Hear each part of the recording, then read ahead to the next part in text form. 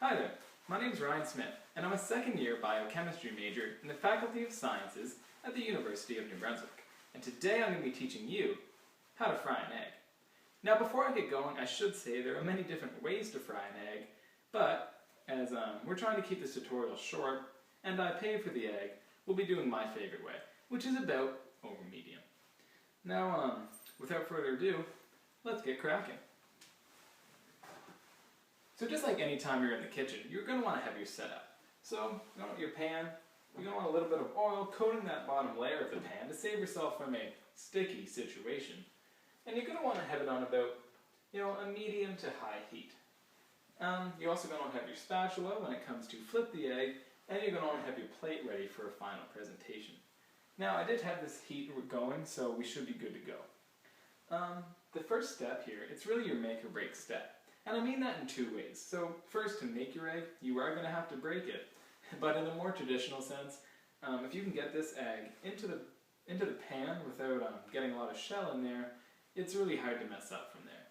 So you want to take your egg and just give it a firm, committed knock against the side of the counter or your pan, or really anywhere that'll leave a good depression in it. So just, something like that. And then take both hands and just open it up. Allow your egg to fall into the pan. Once the egg touches the heat, you'll see that transparent gel that used to be there is actually turning into this white, rubbery substance. And you're probably sitting there thinking, yeah, that's normal. But that's the problem with eggs, is that we eat them so much that we're desensitized to this. And what's really happening is that all the proteins that were suspended in that used to be transparent gel are rapidly denaturing and clumping together, and it's actually really cool. So step 2 is definitely to appreciate this phenomenon. And then step 3, it's really just wait. Now, after a couple of minutes, you'll notice that the egg white is really starting to firm up, and this is when you're going to want to make your flip.